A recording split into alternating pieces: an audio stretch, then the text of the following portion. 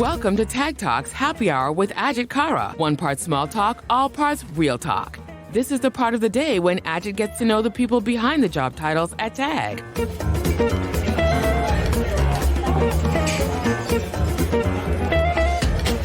Hello, my name is Ajit Kara and I'm the CEO of Tag Americas. I believe that every company's biggest asset are its people. And I'm very fortunate to work at Tag where I think we have amazing people. So I decided to do a podcast to really understand what makes them tick and who are the people behind the curtain, so to speak. Today I'm delighted that I've got Devin Nutter. He is a strategic sourcing director in our business. I'm very much looking forward to his conversation. As always, this podcast is produced by Kaylee Stansfield. Kaylee, how are you? I'm well, Ajit. How are you today? Not too bad, not too bad. Anything interesting happening in your life in the last 24, 36 hours? You overestimate me. I used to be fun. Now I just sit home watching TV like I did last night. I just watched the last episode of Only Murders in the Building, which when I watched season one, I had my doubts, a few episodes in, but I'm totally hooked. It's just pure pleasure. I love that series. And it's obviously about a podcast, which is ironic. Mm-hmm. But I just started season 2, so only a few episodes in. So is it good? Oh, I think you'll love it. Really? It's just warm and fuzzy. Devin, welcome to the podcast. Thanks for having me, Ajit. My pleasure. Cheers. Cheers, cheers. A bit of wine. Is that nice? It is. Awesome. So, Devin, where are you from? Where were you born and where were you brought up? Well, I was born in North Carolina. Beautiful part of the world. And moved to West Virginia at an infant age. Lived there until I went through college. Graduated there I moved when I was 23 years old. So I've been out of the state for almost most of the time in my life. So I've actually lived out of West Virginia longer than I've lived in it at this point, but it's still very much part of home. So at home, family, children, pets? Oh, yeah. My wife, Melissa Borelli. We have different last names. It's kind of a fun thing we like to do with some people. Have you named your children different surnames as well? No, we have one daughter named Charlotte Nutter. Then we have a cohort of animals. Oh, so wow.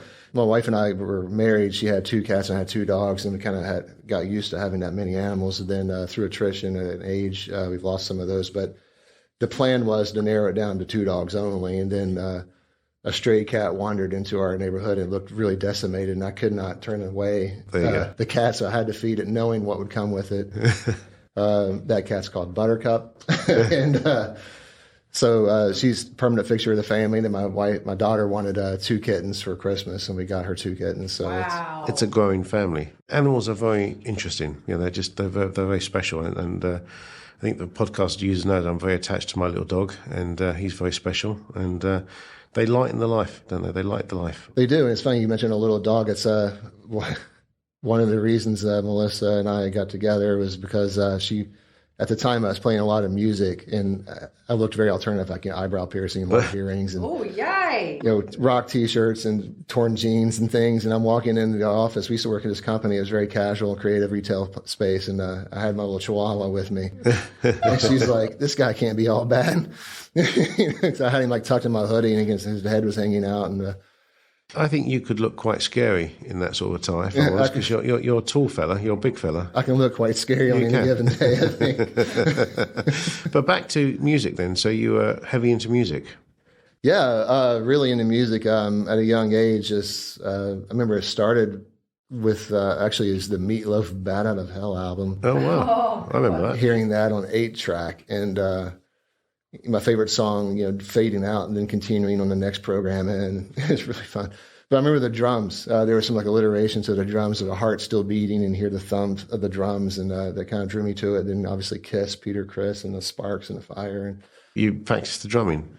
Drumming was my thing, yeah. It still is. I've come back to it, actually. I played very seriously for several years, and in West Virginia, growing up, it was cover bands, bar bands, all through college. And then I moved away, and within about a year, I was back in the drums. So I came down to Georgia, got into a few bands, and we kind of made a go at it, recording some albums, doing some shows, touring the Southeast. And my goodness, what was your band called? Last band was called Dear Enemy. And rock music? Well, it's interesting because we're rock metal, right? So it's really difficult. If you were a metal fan, a diehard metal fan, like the shredding and the screamcore, you'd call us rock. If you liked rock, you call us metal. And I think I'm to blame for that because I didn't like the shredding, just the constant barrage of drumming. I like to play with a little bit of swing and some swagger into it.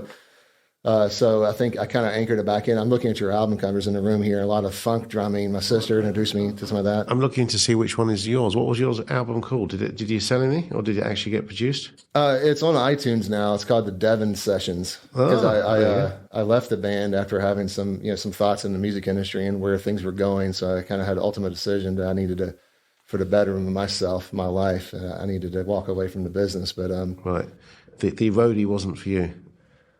The road wasn't for me. The alcohol wasn't for me. It's just the scenery and just the industry itself was pretty toxic at that time. We were coming in. We're talking about in a time frame where, like, mechanical, physical CDs and things were falling out of vogue, and digital was coming in. The industry hasn't quite know what to do with it yet. So it was quite a career jump then. From I appreciate you moving away from that, and I'll look up Devin Sessions, did you say, on iTunes? I'll send you a link. Yes, please. And but that's a jump to go, to walk away from that for obviously understandable reasons. What made you jump into this kind of industry? Well, I went to school for printing actually in college.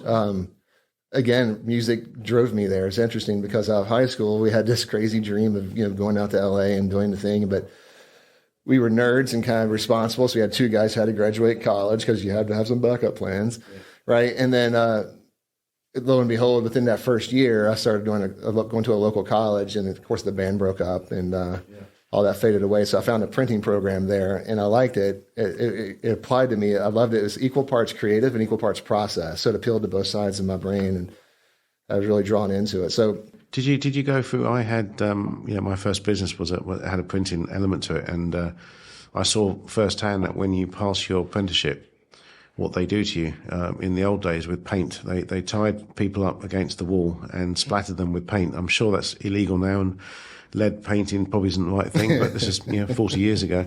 But did you go through something similar of that nature? In a college setting, I did, because I used to run a web press in college for our school newspaper as part of our lab, and I could take the academic lab, or I wanted to do the one that actually had some output and some product to put out. And again, music. We ran the paper the same night my band was supposed to be playing at a bar across the street. So I had to run in. I'd get there early. I'd do all the manual stripping. And I'd get the film output. I'd burn all the plates, do the stripping, set the plates by all the units when everybody else in the lab would come in. I'm just like, hang your plates, get them ready, ink up, get going. I'm kind of calling it in. And quickly the professor there basically he christened me as the foreman of the entire operation. And then one night we were running a color project, and all the colors were like grossly out of register. I'm like 3 inches out. And he's over here in the corner laughing, and I realized he had gone through the whole press and changed the gear timing of every unit. That's not nice. So I said some not so great things to him, and then went back in and opened up every unit, and I retimed every gear belt myself. It's a fascinating industry, and reasonably, when you're in it, you never leave it. And it's also addictive to watch. And I don't think folks know how complicated printing is. And I know it's changed a lot with technology, but I remember the days when you'd have the Pantone books, the inks, and you'd see the folks mixing the inks, and then you'd test it and you'd check it with a Pantone book. It's actually an incredibly skilled art. I know it's more automated with technology now, but it's still not easy to get the colours that people just take for when they see it out in the field. They don't understand, even with the automation, and how difficult it is to maintain it, right? And make sure the consistency is there, especially if you're dealing with multiple materials. And yeah. I can nerd out on color with you. I don't think you or the listeners would want to hear all that. But, so from printing, which I get, and you've got a passion for photography. Did that come from printing? No. Well, it came separately. Again, the printing, the photography, I think it all stemmed from when I was a child. I used to love Star Wars toys, and I'd hold on to the packages because I just love seeing the big images, something tangible to hold on to. And so again, understanding how those were made, and then now the photography behind it. Side note of Star Wars, I found the photographer who shot all those product images, and I have his books now. It's really cool because he's gone back to his original films. But I pull my nerd card back in my pocket for a second. Are you a Trekkie? Is that what you're saying? Are you a Trekkie? No, I'm Star Wars. You're Star Wars. I like Star Trek, but I don't follow it as much. Star Wars appealed to me because there's a bit of fantasy, a little bit of good and evil in it, and I don't know what this issue is between Trekkies and Star Wars. Like, I love them both, but they're great. I think Star Trek for me just about nails it because it was written and produced in the '60s, I think, late '60s. And you think about when I watch it, nearly every bit of technology that we have today came from those series, and I think it inspired inventors. It inspired absolutely a lot of things that we take for granted, like sliding doors or mobile phones or touch screens or all a communicator on your wrist. Exactly, all came from. I'm just fascinated when you go and watch the old ones. You realise that everything of technology was predicted by them. It was crazy. Yeah. I think it was just an idea of a creative writer, and now it's how we live. Yeah. Don't tell me you go to the conventions. Yeah, we would. My wife and I would go to one in Atlanta called Dragon Con, and I'll tell you what, it's the best people watching you will ever have in your life, especially if you stay in the evenings. Do you dress up? We don't dress up. I've come very close to wanting to join an organization called the 501st Legion. It's a Star Wars costumers team, but because I think you could pull off what's the rather large animal? Chewbacca. I think you could pull. You're almost big enough, so I think I could see that. I could probably pull it off. Yeah, I'm not gonna lie. Did you see any people there that are famous? Because they often pop into these things, don't they? I ran into William Shatner. Oh, really? Yeah. It's actually accidental. We were you knocked him over because you're Chewbacca. Yeah, kind of it, really. It's a green monster doing a slow motion fight scene with him.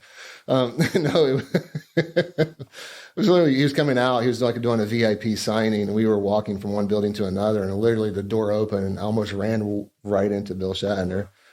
It was. I was like, "What are you doing here?" He's a legend. He really is. So coming back to you, tell me more. Like, I know that you grew up. Family's important to you. Who did you grow up with then? Well, I grew up living with my mother and my sister until my sister went to college. So like that for me was like in second grade. Yeah. My sister left a huge imprint on me again with the music.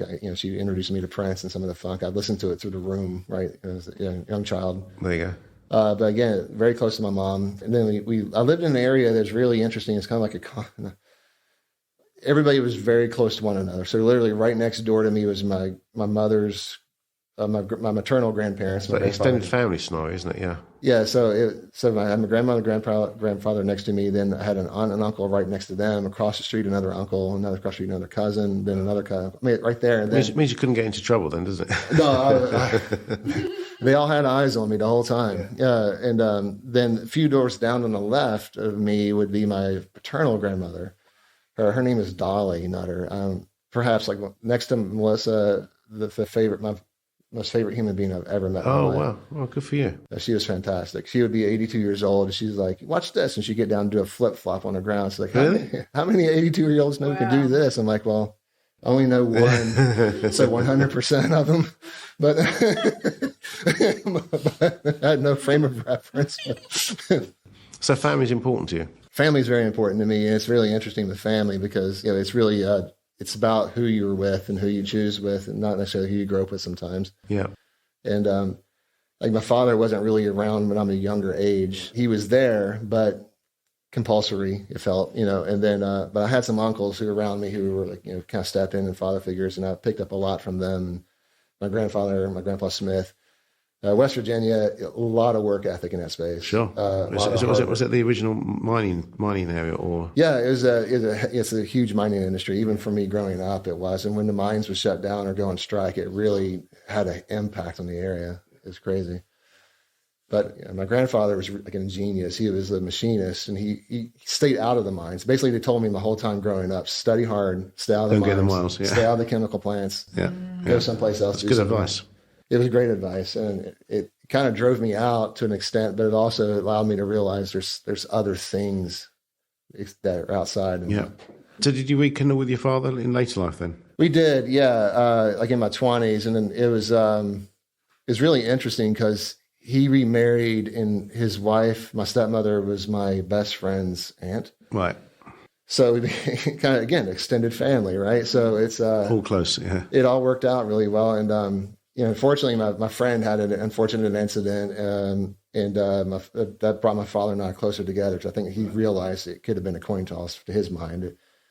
But so we got together and started really growing, like in my 20s through college. He was really there to support me. And then as an adult, he became very supportive of me and really helpful. And he was always there for me. Always loved when I come home. Always loved when I'd send photos of my daughter to him. He'd gush over them. And when I started here like 11 years ago, it was, I kind of slowed down the photos because I was getting ramped up into things. And he was constantly calling and asking, where's the photos? Where's the photos? So I got sent him a big batch. Well, I was going to say, it's a dying thing to physically send pictures now, isn't it, really? Everyone either sends you an image or, to physically print something out. I was having this conversation the other day that we don't produce any photo albums. So periodically in the old days, you'd print them out at the local shop and then put them in a photo album. Now they're just stored on the phone in the iCloud. And I'm not sure that we would, you don't go back and look at them like a photo album. You don't. And it's kind of sad, really, because with photos, once my father, he passed away in 2014. And I'm sorry to hear that. So, yeah, it was tough, especially because around that time we were just landing an account. And like right after, I had to go be on site and get everything up and running. But it kind of is nice to help. I found solace in the work and kind of keep me directed into things. But as we're going through the house, we're seeing these photographs of my grandparents, my great-grandparents. And this is at a time, especially in West Virginia, again, where everything was really difficult. But in the early 1900s, the area was booming because of the coal industry. So, but everybody had photos, and it was like a big thing to have a photograph. So to have that object in my hand, it's great, and to see it with clarity. I couldn't pinch zoom it, sure, but it was there, and I could see it, and I had that permanence to it. And it kind of like there was something there that lives beyond a person. So go back and I look at some of the old photos from like the early 2000s. And they're so small because the digital cameras are so low resolution that you can't even make anything out of it now. And so it's really interesting. But it kind of got me into photography too, because I started looking at that. Photography as a hobby. I kind of did it in college. I did some film work, and then. Is that what you'd like to do as a passion? If I could, yes, absolutely. I would be a photographer full time. I found a niche in like headshot photography. I like that a lot. Interesting. Yeah. It started out with some actors, like at an acting studio in town I'm in. It's a big filming industry now in the area. Have you headshot at anyone famous? No. Well, yet. Not yet. I've done some headshots with people who've had some like featured extra roles in shows, but nothing, anything large, anything in charge like that. But it's interesting. I love doing headshots because it started with the actors, because now you're trying to represent themselves as they look. But then I started getting the professional headshots. And the best part about that is I love it when someone will walk in and feel very uncomfortable and very shy. I mean, I'm not evil, and I got off on the fact that they were stressed about it, but I love how it evolved over the conversation. I'd set them up. I'd tell them, I'm going in, let me adjust some focus, make some lighting. I'm going to snap some shots, just kind of hang out, just chill. And the next thing I know, I'm turning around the camera, showing them images of them that they've never seen before, of what they really look like, because they're so used to these selfies and photos, and that distorts your face a lot. And like, to see themselves, best way possible. I definitely need you to do my headshots. I'm convinced that, the last photographer made me look 30 pounds heavier. So I need to. It's lens choice. It's exactly, yeah. I need to get that redone. Lens choice and light sculpting. And a lot of photoshopping. Yeah. So tell me a bit more back to your father. How has the managing his passing has affected you, and how have you handled that? Because I know a lot of people have to deal with these things. It's really difficult, and kind of in a particular way, because my sister and I, as we were cleaning out the house, and we had, his estate had a little bit of money left over. I mean, not a lot again, but we're like, we need to do something to honor Dad out of this. And we're thinking about doing a trip to Europe to find out where our lineage came from. And she's doing a lot of Ancestry.com type of things. And so she mentioned like 23andMe DNA testing. She's like, this will show you the lineage, of where your ancestors will come from, because she's having a really hard time finding stuff on my mom's side of the family. And so we did that, and I found out that, unfortunately, my dad wasn't my father. Oh, my God. Right. And so... That's a shock. It was a shock. And the difficult part about it was so soon after I lost him. Right. It felt like I lost him twice. Oh, wow. And it really, really hurt. And then, but But once I started finding out, what's going on, kind of the scheme, not the scheme, but the whole story of things behind what was happening, it started to explain a lot. And I mentioned earlier, we weren't close at a young age. He knew. Right. He knew. My grandmother, my maternal grandmother, Dolly, knew. And then my mom knew. Right. So... And did you talk to, is your mum still around? Did you talk to your mum about it? Yeah, I talked to her about it, and I eventually got to meet my birth father. Oh, wow. Now, I met him actually at the same client in North Carolina. He lives 20 minutes away from there, so after a client meeting, I went up and met him at a Cracker Barrel. That's crazy. On the side of a highway. That's crazy. But it was insane because I'm 6'4", I'm towering over my whole family. Again, I always felt like the Abominable Snowman in a Rudolph cartoon. And I'm yeah, I'm always putting a Christmas tree topper on and, toothaches and all, right? But my biological father, we're eye to eye. Wow. I shake his hand. It felt like shaking my own hand. It was really insane. So yeah. I guess whilst you lost your kind of father that you grew up with, you kind of gained another father post it. Unfortunately, no. Oh, I'm a dirty secret to this guy. Okay. Unfortunately, I'm his only biological lineage.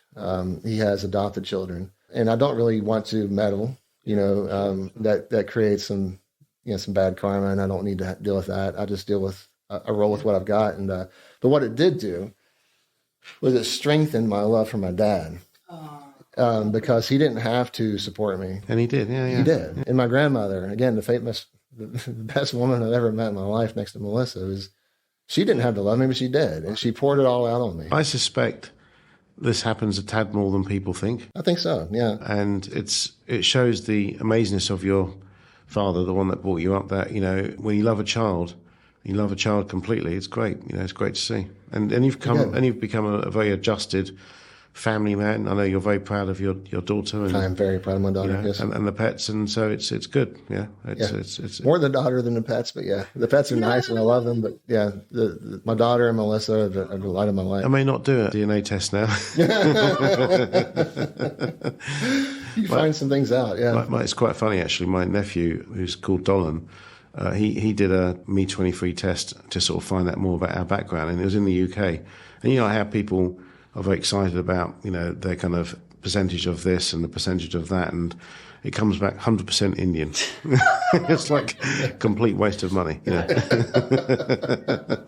Again, my assumptions were correct. Yeah, exactly. Yeah. So I suspect if I had mine, that it'd be 100% Indian. Yeah, you're undiluted, Ajit.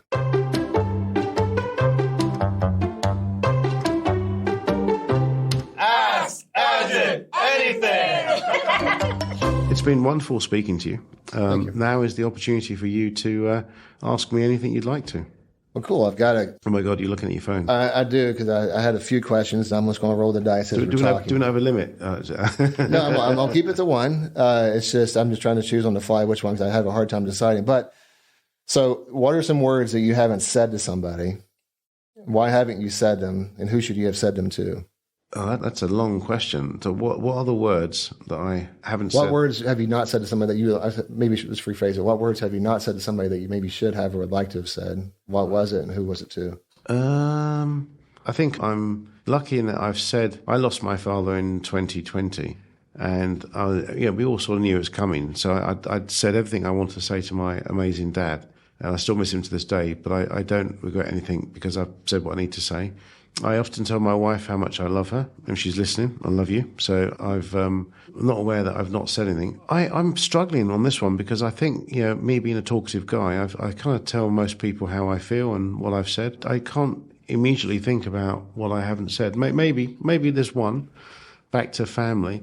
I probably haven't given my sister enough credit for her support to me when I was a teenager. And she put me on the straight and narrow and helped me get my first, gig at work. And, she was very mothering. I think we take older siblings for granted. I know you mentioned the importance of your sister as well. So maybe what I've not said enough is the importance that my sister played when I was growing up. Well, I can relate to that too. My sister means the world to me as well. I mean, she's really the only family I have left at this point. But, she and I, even though we were so worried that the news with my father would diverges, but it actually brought us closer together. And my two girls, I know many people said that. I've told them many times, but I hope they do listen to that. I'm extraordinarily proud of both of my girls, who are, for me, they're the characters out of Frozen. They're two princesses that love each other and complete the world, and they're very strong. So I'm very proud of mine. I know how fond you are of Frozen and Disney movies. It's exactly. I watch it because of them. So I'm very proud of those two girls as well. But good question, Devin. So Devin, just want to say thank you so much. You've been an amazing guest, and you are a towering figure in the organisation as well as at home. I love the passion and the drive that you bring. Thank you. Your upbringing and passion for your family relates to how you run your teams and what you do, and I appreciate everything you do. Thank you, Devin. Life is great. Thank you. Thank you. Join us soon for another episode of Tag Talks Happy Hour with Ajit Kara and learn more about the people behind the job titles at TAG.